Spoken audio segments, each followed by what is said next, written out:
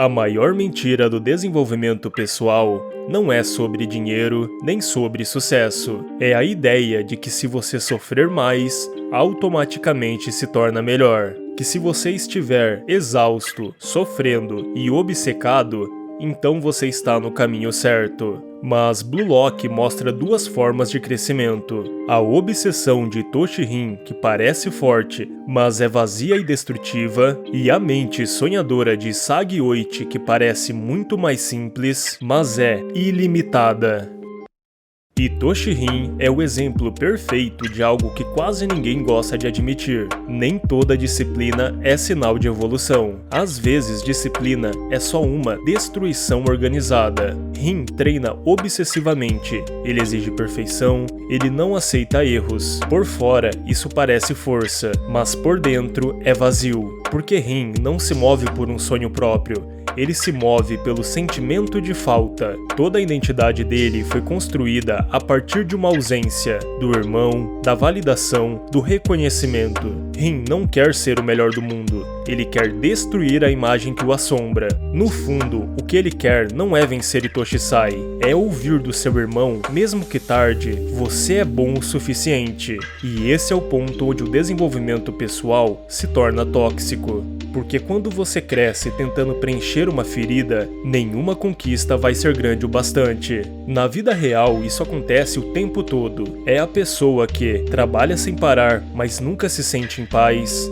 estuda compulsivamente, mas nunca se sente confiante, treina até a exaustão, mas nunca se sente digna. Essa pessoa não está buscando excelência, está fugindo da sensação de não ser bom o suficiente. Rin não joga futebol com alegria, ele joga com desespero. E isso é muito simbólico. Porque quem vive para provar algo não consegue aproveitar o momento da vitória. A vitória deixa de ser um lugar de celebração e se torna apenas um breve silêncio da dor. Existe uma frase da psicologia que se encaixa perfeitamente aqui. Aquilo que nos motiva pela falta nunca nos satisfaz pela conquista. Rin vive no modo reação, ele não cria, ele apenas responde. Tudo que ele faz é em função do outro, do irmão, do Isagi, do passado e da comparação. E esse é o erro central de muita gente nos dias de hoje. A cultura do desenvolvimento pessoal vende a ideia de que, quanto mais você sofre, mais você evolui. Quanto mais você se cobra, mais forte se torna. Quanto mais ódio você usa, mais longe você vai chegar. E sim, isso até funciona, mas só a curto prazo, só enquanto a ferida ainda está aberta.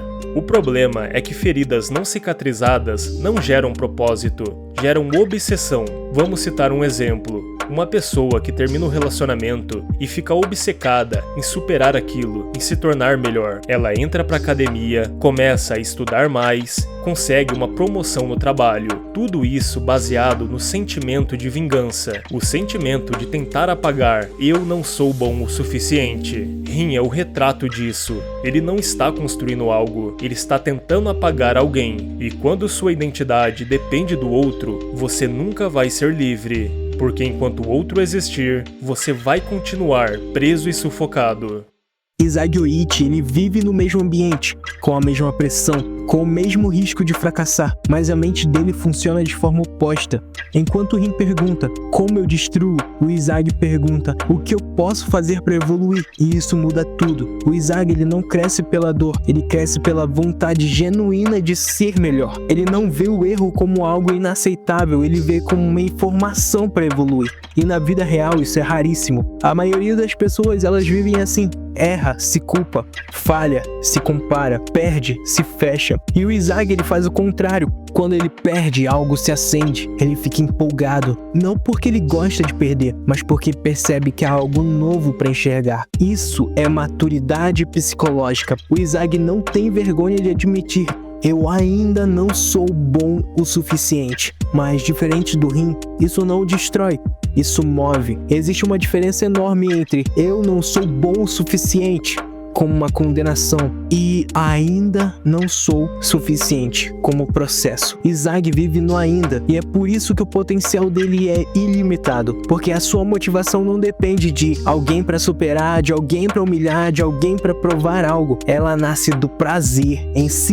tornar melhor naquilo que ama. Na vida real, pessoas como Isaac aprendem mais rápido, se adaptam melhor, não quebram quando falham, não se perdem quando vencem. Elas não confundem identidade com resultado. Isaac ama o futebol, mas mais do que isso, ele ama entender o jogo. E isso é incrível, porque quem ama entender nunca para de evoluir, enquanto quem ama provar que é superior vive preso a um palco imaginário. Existe uma analogia simples para isso.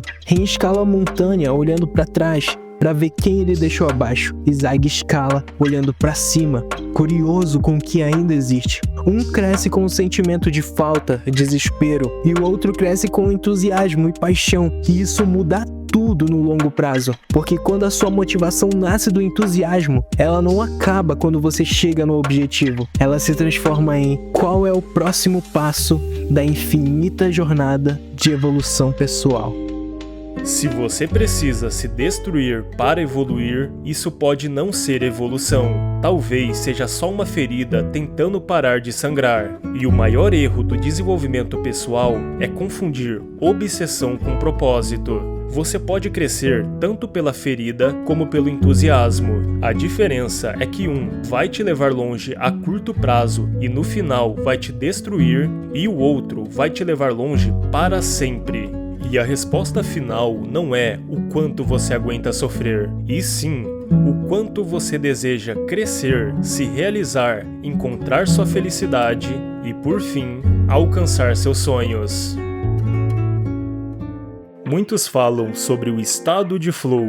Todos buscam aquele estado em que você alcança 100% de sua capacidade. Tudo que você treinou, tudo que aprendeu, você consegue utilizar tudo. E é exatamente por isso que o estado de flow é cada vez mais estudado e desejado, tratado como o auge da performance humana. Mas, e se existisse algo além do estado de flow?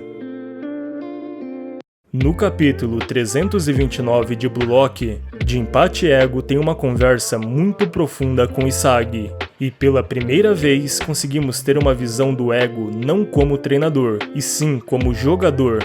E o que ele diz para Isagi é: não busque métodos que você não pode reproduzir. Como se fosse um conselho para Isagi não cometer o mesmo erro que ele. Então, Ego cita um momento de sua carreira. Quando eu era jogador, por 7 minutos presenciei um estado de performance que eu acreditava ser inalcançável. Algo que só pode ser descrito como um estado onipotente, absoluto. Assim como o Ego já explicou, o estado de flow é algo recriável. Através de ambiente e situações, você consegue se aproximar de uma forma mais recorrente de utilizar 100% de seu potencial. Porém, Ego admitiu que o projeto Blue Lock e os mecanismos de sorte e flow foram desenvolvidos para tentar recriar aquele momento de sua carreira. Porém, ele chegou à conclusão que isso não era possível. Aquele estado não era recriável.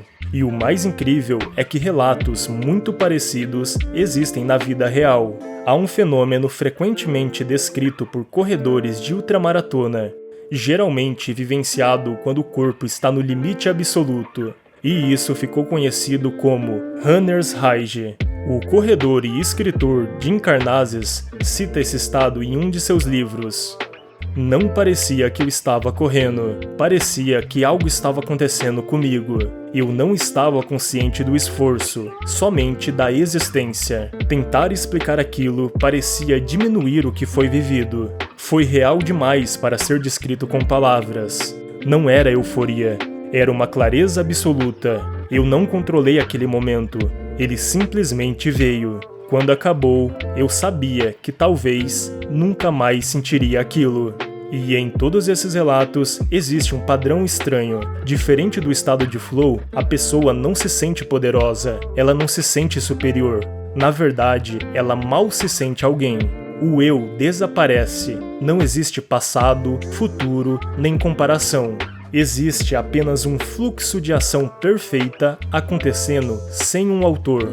E sim, isso parece incrível, transformador. Imagine algo tão absurdo que você não consegue pôr em palavras. Mas para quem vivenciou, isso pode ser sim uma tragédia. O mangá ainda não explicou exatamente por que Jinpachi Ego encerrou sua carreira como jogador, mas talvez a resposta esteja nessa frase: aquele Deus não me visita mais. Talvez ele não tenha parado por uma lesão, nem porque perdeu o amor pelo futebol. Talvez ele tenha encerrado sua carreira porque, depois de tocar naquele estado absoluto, o resto nunca foi suficiente. Agora me responda algo com sinceridade. Se um dia, no esporte que você pratica, na sua profissão, você experimentasse uma performance absurda, algo além do potencial conhecido, algo que até mesmo redefiniu quem você é, e você nunca mais conseguisse voltar nesse estado, você continuaria praticando com o mesmo amor? Ou isso começaria a te corroer por dentro, transformando o que era amor ao esporte ou profissão em uma busca desesperada para recriar uma sensação? Talvez ter vivenciado algo que o levou muito além de 100% de sua capacidade foi justamente o que encerrou a carreira de Ego. Porém, as luzes dos sonhos de Ego ainda não se apagaram completamente. Após ouvir essa história, Isagi se empolga e diz que irá conhecer esse deus do futebol, essa performance absoluta, e pede para Ego o assistir. Talvez Isagi também vá tocar nesse estado absoluto um dia, mas a diferença é que para ele pode não ser um fim, e sim uma nova fronteira, algo que o guie para um palco que nem mesmo Ego imaginou ser possível alcançar com o projeto Blue Lock. Agora pense nisso por um instante. Se você soubesse que em algum momento da sua vida poderia alcançar um estado muito além do flow, algo raro, profundo, quase impossível de explicar, isso te empolgaria? Te deixaria ansioso? Mas e se um dia você realmente experimentar esse estado de consciência? Como você vai lidar com isso depois? Você tentaria replicar esse estado a cada treino, cada dia, a cada projeto? A verdade é que algo assim só conseguiríamos ter a resposta se vivenciarmos tal estado. Porém, eu só vejo dois caminhos possíveis: tentar replicar desesperadamente e com o tempo, com a ausência de tal sensação, ir perdendo o amor pelo que faz, ou enxergar isso como um vislumbre, uma prova de que algo maior é possível, se tornando ainda mais apaixonado. E eu acredito que com Isagi será algo parecido com a segunda opção, mas isso só saberemos com o desenrolar da série. Existe uma ilusão perigosa que muitos carregam, de que basta sonhar para chegar lá, que o desejo por si só já é o suficiente. Mas Blue Lock te mostra a verdade. Sonhar não é o bastante. A verdadeira transformação começa quando o sonho encontra o esforço, quando você é colocado contra o chão e tudo o que te resta é treinar. Treinar até o corpo superar limites anteriores, até a mente parar de duvidar de si mesmo, até o silêncio da dedicação ser mais alto que o barulho das probabilidades. É aí que você descobre que seu potencial é ilimitado. Isagi representa muitos de nós, alguém comum, mediano, mas que ama o que faz. Porém, se sente pequeno demais diante dos grandes. No começo, ele acredita que o trabalho em equipe é tudo, que basta jogar em grupo e confiar que o jogo vai se resolver.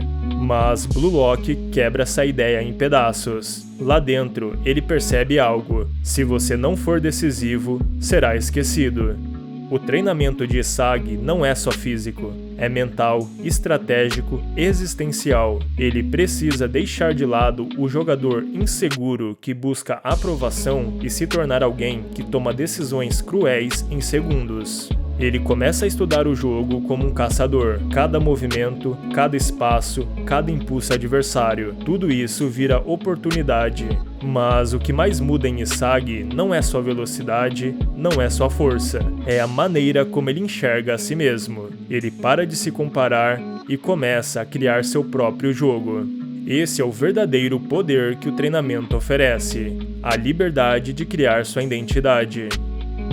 Temos também o exemplo de Nagi. Ele começa como um gênio preguiçoso. Tudo sempre foi fácil para ele: chutar, driblar, controlar, mas tudo isso era vazio. O talento não o fazia feliz. Ele não jogava por paixão, jogava porque podia. Só que dentro do Blue Lock, pela primeira vez, ele é forçado a se esforçar. E quando o talento encontra o esforço, algo incrível acontece. Ele se apaixona pelo desafio. A dor que antes evitava começa a ter propósito. A derrota passa a ter um sabor amargo e o esforço vira um vício. Nagi é um lembrete de que talento sem treinamento é um castelo de areia, bonito por fora, mas destruído na primeira maré alta.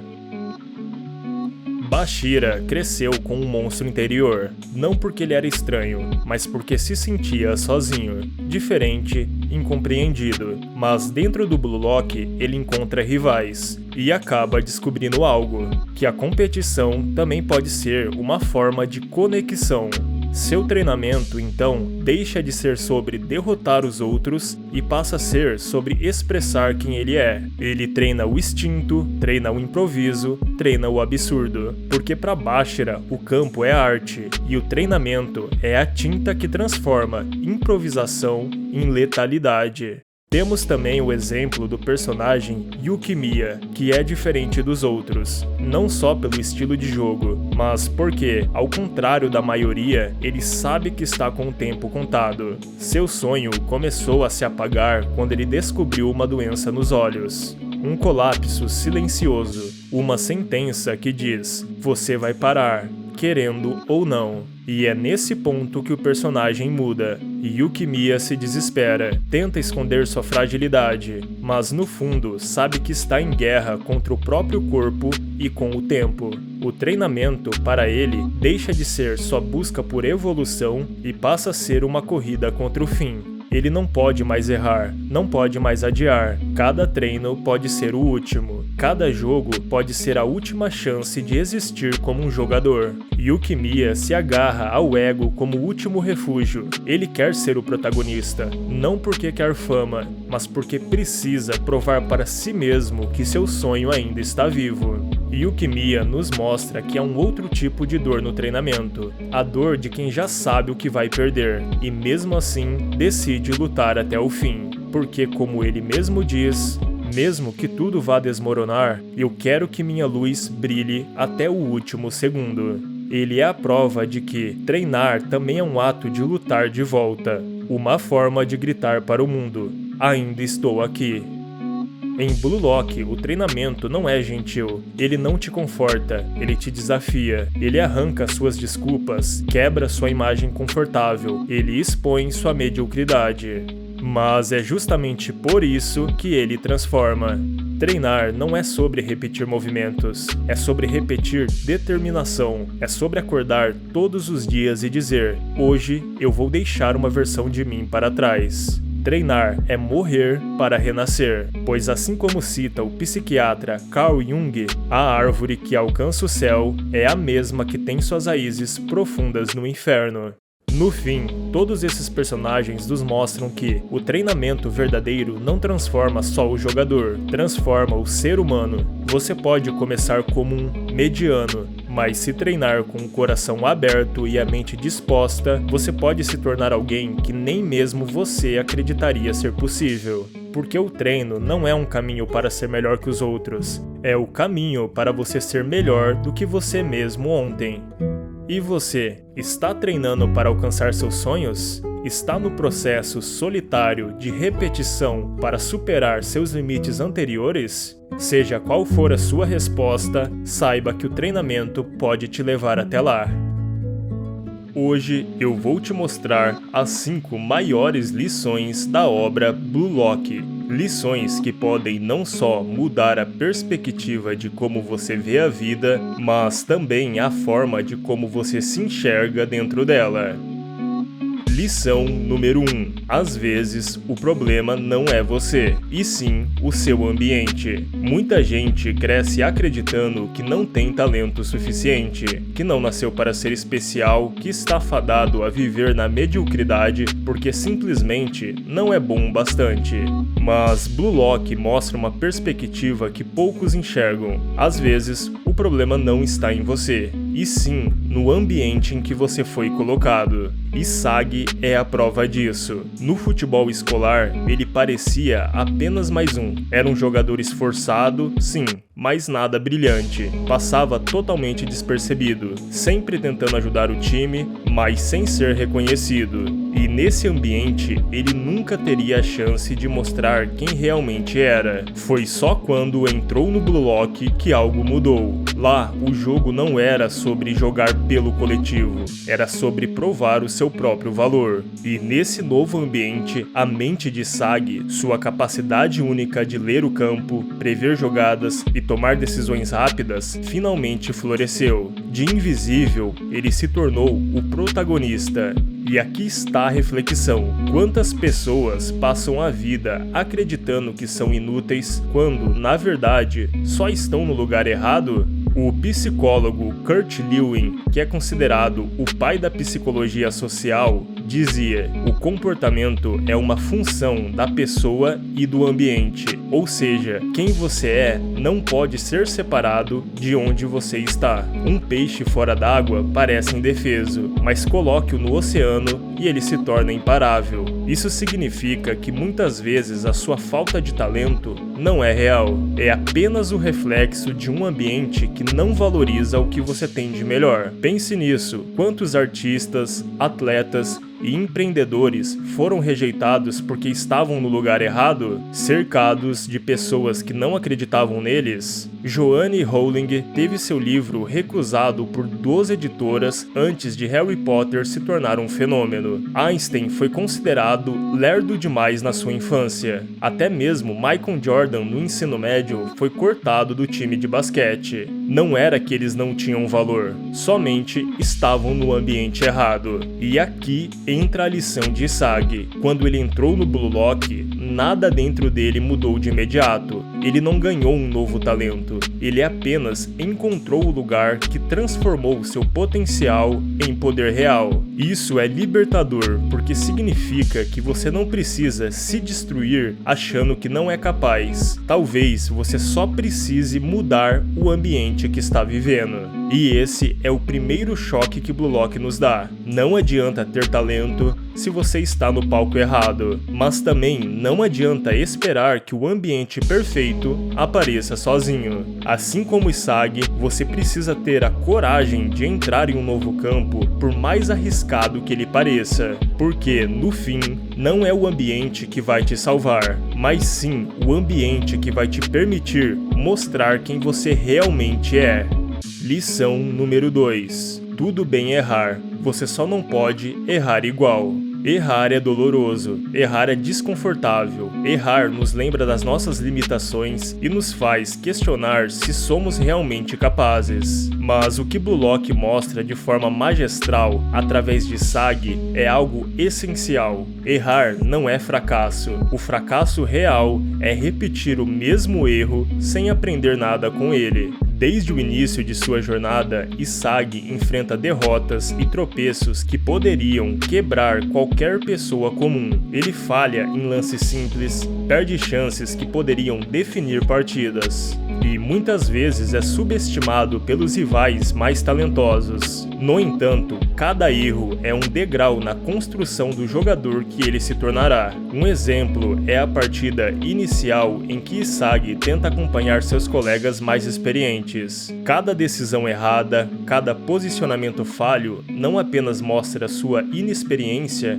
mas também revela oportunidades de aprendizado que ninguém mais percebe. Ele analisa seus erros, reflete sobre eles, ajusta sua visão de jogo e transforma cada falha em combustível para evoluir. E isso nos dá uma lição poderosa para a vida real. Não há crescimento sem erro. Estudos em psicologia cognitiva mostram que o aprendizado profundo está intimamente ligado à tentativa e erro. Quando cometemos erros, nosso cérebro ativa regiões responsáveis pela correção de ações futuras, o chamado aprendizado através da falha. Ou seja, o erro não é apenas inevitável, ele é necessário para internalizar habilidades, desenvolver criatividade e aprimorar a tomada de decisão. No caso de Sagi, isso é levado ao extremo. Cada erro dentro do campo o força a observar os padrões de jogo,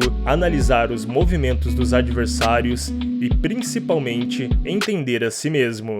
O que funcionou? O que falhou? Por que tomei essa decisão? Essa autocrítica constante é o que transforma um jovem inexperiente em alguém capaz de liderar o campo de ataque, prever jogadas e tomar decisões que ninguém mais conseguiria. E a grande diferença entre Sagi e aqueles que desistem após falhar é uma mentalidade resiliente. Ele não se lamenta, não se vitimiza, aceita o erro como um passo necessário e na próxima tentativa ele aplica o que aprendeu. Isso cria um ciclo de evolução constante: erro, reflexão, adaptação e, finalmente, evolução. Lição número 3. A realidade da sociedade. No universo de Blue Lock, a busca pela excelência no futebol é implacável. No entanto, por trás dessa competição, existem histórias de sacrifício, sonhos não realizados e as duras realidades da sociedade que moldam os indivíduos. E dentre desses casos está a trágica história de Mickey Moon. Mickey Moon foi o melhor amigo de Mark Snuff e compartilhou com ele o sonho de conquistar as 5 principais ligas europeias de futebol. Ambos começaram suas carreiras em clubes menores, mas Mickey, com seu talento natural, rapidamente se destacou. Apesar de seu potencial, Mickey não conseguiu manter o nível necessário para competir nas grandes ligas devido à falta de disciplina e foco. Ele se afastou dos holofotes, mergulhou no álcool e, eventualmente, acabou tirando sua própria vida. Mark Snuff acabou encontrando o corpo de seu melhor amigo sem vida, um momento que o devastou profundamente. Esse evento trágico levou Snuff a refletir sobre a pressão da sociedade e a natureza impiedosa da fama e do sucesso. A história de Mickey Moon serve como um alerta sobre os perigos de uma sociedade que valoriza o sucesso acima do bem-estar individual. A busca incessante por reconhecimento e fama que pode levar ao esgotamento emocional e, em casos extremos, à tragédia. Em Blue Lock, vemos como a pressão para se destacar pode afetar negativamente os indivíduos, especialmente aqueles que não estão preparados para lidar com as expectativas externas. Mark Snuff, após a perda de seu amigo, adotou uma filosofia pragmática. O futebol é apenas um meio para alcançar objetivos pessoais. Ele não é o fim em si mesmo. Ele ensina os jogadores que devem se colocar em primeiro lugar, pois o sistema esportivo pode ser impiedoso e descartável. Essa perspectiva realista é essencial para sobreviver e prosperar em um ambiente competitivo. A história de Mickey e Snuff nos ensina várias lições valiosas. Também é crucial manter a saúde mental. Priorizar o bem-estar emocional é fundamental para uma carreira longa e satisfatória. A importância do equilíbrio entre a vida profissional e o pessoal é essencial para a felicidade e o sucesso sustentável. E essa história nos mostra como é importante valorizar os relacionamentos pessoais. Conexões genuínas com amigos e familiares oferecem suporte emocional e uma estabilidade que pode te ajudar em momentos de crise e até mesmo de depressão.